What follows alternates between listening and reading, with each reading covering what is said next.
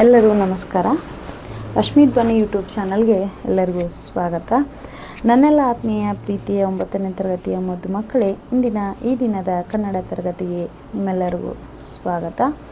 ಮಕ್ಕಳೇ, ನಾವು ಕಳೆದ ದಿನ ತರಗತಿಯಲ್ಲಿ 9ನೇ ತರಗತಿಯ ಕನ್ನಡ ಭಾಷಾ ಪಠ್ಯಪುಸ್ತಕದಲ್ಲಿ ಇರತಕ್ಕಂತಹ ಕೊನೆಯ ಪೂರಕ ಪಾಠ ಭಾಗ 1ರಲ್ಲಿ ಇರುವಂಥದ್ದು ಸಿರಿಯನ್ನಿನ್ನೇನ ಬನ್ನಿಪೇನು ರತ್ನಾಕರ ವರ್ಣಿ ರಚನೆ ಮಾಡಿರ್ತಕ್ಕಂತಹ ಈ ಪೂರಕ ಪಾಠವನ್ನು, ಪೂರಕ ಪದ್ಯವನ್ನು ನಾವು ಕಳೆದ ದಿನ ತರಗತಿಯಲ್ಲಿ ನಾವು ನೋಡಿದ್ವಿ.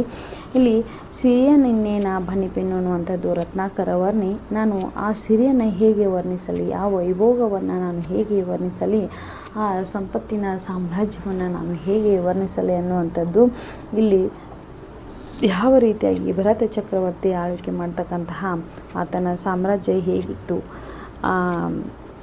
ಆತನ ಸಾಮ್ರಾಜ್ಯದಲ್ಲಿ ಸಿರಿ ಯಾವ ರೀತಿಯಾಗಿತ್ತು ಎಂಬುದನ್ನು ತುಂಬ ವಿಶಿಷ್ಟವಾಗಿ, ಅದ್ಭುತವಾಗಿ ನಮಗೆ ರತ್ನಾಕರ ವರ್ಣಿ ಏನು ಮಾಡಿದಾರೆ, ಈ ಪದ್ಯ ಭಾಗವನ್ನು ಹೇಳಿದ್ದಾರೆ. ಇದರ ಸಂಪೂರ್ಣ ಸಾರಾಂಶವನ್ನು ಮಕ್ಕಳೇ ನಾವು ಕಳೆದ ದಿನ ತರಗತಿಯಲ್ಲಿ ನೋಡಿದ್ವಿ. ಇಂದಿನ ತರಗತಿಯಲ್ಲಿ ಏನು ಮಾಡೋಣ, ಈ ರತ್ನಾಕರ ವರ್ಣಿ ರಚನೆ ಮಾಡಿರ್ತಕ್ಕಂತಹ ಯಾವುದು ಸಿರಿಯನ್ನೇನ ಬನ್ನಿಪೇನು ಪಾಠದ ಸಂಪೂರ್ಣ ಪ್ರಶ್ನೋತ್ತರಗಳನ್ನು ನಾವು ನೋಡೋಣ. ಅದಕ್ಕಿಂತ ಮುಂಚೆ ನಾವು ಕವಿ ಪರಿಚಯವನ್ನು ಒಂದು ಸಲ ಓದಿಕೊಂಡು ಆಮೇಲೆ ಪ್ರಶ್ನೋತ್ತರಗಳನ್ನು ಓದ್ಕೊಳ್ಳೋಣ ಬನ್ನಿ. ಕೃತಿಕಾರರ ಪರಿಚಯ. ರತ್ನಾಕರ ವರ್ಣಿ ಈತನ ಕಾಲಮಾನ 1560 ಅಂಥೇಳಿ ಹೇಳಲಾಗಿದೆ. ದಕ್ಷಿಣ ಕನ್ನಡ ಜಿಲ್ಲೆ ಮೂಡು ಬಿದಿರೆಯವನು. ಕನ್ನಡ ಸಾಂಗತ್ಯ ಕವಿಗಳಲ್ಲಿ ಅಗ್ರಗಣ್ಯ. ಅಪ್ಪಟ ದೇಶಿ ಛಂದಸ್ಸಾದ ಸಾಂಗತ್ಯದಲ್ಲಿ ಬೃಹತ್ ಕಾವ್ಯವನ್ನು ರಚಿಸಿದ್ದಾನೆ. ತಾಳ ಪ್ರದೇಶದ ಭೈರರಸ ಒಡೆಯರ ಆಸ್ಥಾನದಲ್ಲಿ ಕೆಲವು ಕಾಲ ಇದ್ದು ಶೃಂಗಾರ ಕವಿ ಅಭಿಧಾನಕ್ಕೆ ಪಾತ್ರರಾಗಿದ್ದನು. ಯೋಗಶಾಸ್ತ್ರ ಮತ್ತು ಕಾವ್ಯಶಾಸ್ತ್ರಗಳೆರಡರಲ್ಲೂ ಪರಿಣಿತ ಆಗಿದ್ದನು. ಭರತೇಶ ವೈಭವ ಸಾಂಗತ್ಯ ಕಾವ್ಯವನ್ನು ಅಪರಾಜಿತೇಶ್ವರ ಶತಕ, ತ್ರಿಲೋಕ ಶತಕ, ರತ್ನಾಕರ ಆದೀಶ್ವರ ಶತಕ, ಜೈನ ಧಾರ್ಮಿಕ ಕಾವ್ಯಗಳನ್ನು ರಚಿಸಿರುವನು. ಸುಮಾರು 2000 ಸಾಂಪ್ರದಾಯಿಕ ಹಾಡುಗಳನ್ನು ರಚಿಸಿದ್ದು ಅವು ಆಧ್ಯಾತ್ಮ ಗೀತಗಳೆಂದು ಪ್ರಸಿದ್ಧವಾಗಿವೆ. ಸು ಶಾಮರಾಯರು ಸಂಪಾದಿಸಿದ ರತ್ನಾಕರ ವರ್ಣಿ ವಿರಚಿತ ಭರತೇಶ ವೈಭವ ಸಂಗ್ರಹ ಗ್ರಂಥದ ಆಸ್ಥಾನ ಸಂಧಿಯ ಪದ್ಯಗಳನ್ನು ಆರಿಸಿ ಸಂಯೋಜಿಸಿ ನಿಗದಿಪಡಿಸಲಾಗಿದೆ. ತರಗತಿ 9ನೇ ತರಗತಿ, ವಿಷಯ ಕನ್ನಡ. ಪಾಠದ ಹೆಸರು ಸಿರಿಯನ್ನಿನ್ನೇನ ಬನ್ನಿಪೇನು. ಕೊಟ್ಟಿರುವ ಪ್ರಶ್ನೆಗಳಿಗೆ ಒಂದು ವಾಕ್ಯದಲ್ಲಿ ಉತ್ತರಿಸಿ. ಮೊದಲನೆಯ ಪ್ರಶ್ನೆ, ಭರತೇಶ ವೈಭವ ಕಾವ್ಯದ ಕರ್ತೃ ಯಾರು? ಉತ್ತರ, ಭರತೇಶ ವೈಭವ ಕಾವ್ಯದ ಕರ್ತೃ ರತ್ನಾಕರ ವರ್ಣಿ.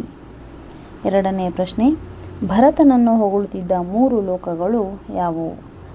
ಭರತನನ್ನು ಹೊಗಳುತ್ತಿದ್ದ 3 ಲೋಕಗಳು ಸ್ವರ್ಗಲೋಕ, ಮೃತ್ಯುಲೋಕ ಮತ್ತು ಪಾತಾಳ ಲೋಕಗಳು. ಮೂರನೆಯ ಪ್ರಶ್ನೆ, ಬೇರೆ ಬೇರೆ ಭಾಷಿಕರು ತನ್ನ ಕೃತಿಯನ್ನು ಹೇಗೆ ಹೊಗಳಬೇಕೆಂದು ಕವಿ ಬಯಸುವನು? ಉತ್ತರ, ಕವಿ ರತ್ನಾಕರ ವರ್ಣಿಯವರು ಭರತನ ಅಪ್ಪನೆಯನ್ನು ಬೇಡಿ ಕನ್ನಡದಲ್ಲಿ ಕಥೆಯನ್ನು ಹೇಳಲು ತೊಡಗುತ್ತಾರೆ. ನಾನು ಹೇಳುವ ಕಥೆಯನ್ನು ಎಲ್ಲರೂ ಮೈಯುಬ್ಬಿ ಕೇಳಬೇಕು. ಕನ್ನಡಿಗರು ತುಂಬ ಚೆನ್ನಾಗಿದೆ ಎಂದು ಹೊಗಳಬೇಕು. ತೆಲುಗರು ಮಂಚಿದೆ ಎಂದು ಹೊಗಳಬೇಕು. ತುಳು ಮಾತನಾಡುವವರು ಎಂಚ ಪೊರ್ಲಾಂಡೆ ಹೊಗಳಬೇಕು ಎಂದು ಕವಿ ನನ್ನ ಕಥೆಯನ್ನು ಬೇರೆ ಬೇರೆ ಭಾಷಿಕರು ಈ ರೀತಿ ಹೊಗಳಬೇಕೆಂದು ಬಯಸುತ್ತಾರೆ. ನಾಲ್ಕನೆಯ ಪ್ರಶ್ನೆ, ಭರತ ಚಕ್ರವರ್ತಿ ಓಲಗ ಮಂಟಪವನ್ನೇರಿದ ಸಂದರ್ಭವನ್ನು ಬಣ್ಣಿಸಿ. ಉತ್ತರ, ಭರತನು ಇಡೀ ಭೂಮಂಡಲವನ್ನೇ ಗೆದ್ದು ಪ್ರಥಮ ಚಕ್ರವರ್ತಿ ಎಂದು ಪ್ರಸಿದ್ಧಿಯಾಗುತ್ತಾನೆ. ಇವನು ವೈಭವದಿಂದ ರಾಜ್ಯಭಾರ ಮಾಡುತ್ತಿದ್ದನು. ಇಂತಹ ಭರತ ಚಕ್ರವರ್ತಿ ಪ್ರತಿದಿನ ಸೂರ್ಯೋದಯದೊಂದಿಗೆ ಎದ್ದು ಸ್ನಾನ ಮಾಡಿ ದೇವರ ಪೂಜೆ ಮಾಡಿ ರಾಜ್ಯಸಭೆಗೆ ನಡೆದು ಬರುವ ದೃಶ್ಯ ವೈಭವದಿಂದ ಕೂಡಿದೆ. ನವರತ್ನಗಳಿಂದ ಹಾಗೂ ಬಂಗಾರದಿಂದ ನಿರ್ಮಾಣವಾಗಿದ್ದ ಆಸ್ಥಾನ ಭವನದಲ್ಲಿ ಭರತ ಚಕ್ರವರ್ತಿ ಸ್ವರ್ಗಲೋಕದ ದೇವೇಂದ್ರನಂತೆ ಕಂಗೊಳಿಸುತ್ತಿದ್ದನು. ಮಕ್ಕಳೇ, ನಾವು ಇಂದಿನ ತರಗತಿಯಲ್ಲಿ ಸಿರಿಯನ್ನಿನ್ನೇನ ಬನ್ನಿಪೇನು ಅನ್ನುವಂತಹ ಈ ಪದ್ಯ ಭಾಗದ ಸಂಪೂರ್ಣ ಪ್ರಶ್ನೋತ್ತರಗಳನ್ನು ಚರ್ಚೆಯನ್ನು ಮಾಡಿದ್ವಿ. ನಾಳೆ ದಿನ ತರಗತಿಯಲ್ಲಿ ನಿಮಗೆ ಮತ್ತೊಂದು ಅದ್ಭುತವಾದಂತಹ ಪಾಠದೊಂದಿಗೆ ನಿಮ್ಮೆಲ್ಲರನ್ನು ಭೇಟಿಯಾಗುತ್ತೇನೆ. ಇಂದಿನ ತರಗತಿ ನಿಮ್ಮೆಲ್ಲರೂ ಇಷ್ಟವಾದರೆ ಶೇರ್ ಮಾಡಿ, ಲೈಕ್ ಮಾಡಿ, ಕಮೆಂಟ್ ಮಾಡಿ, ಹಾಗೆ ಸಪೋರ್ಟ್ ಮಾಡಿ ಅಂತ ಹೇಳ್ತಾ ಇಂದಿನ ತರಗತಿಯನ್ನು ಮುಗಿಸ್ತಾ ಇದ್ದೀನಿ. ಎಲ್ಲರಿಗೂ ನಮಸ್ಕಾರ.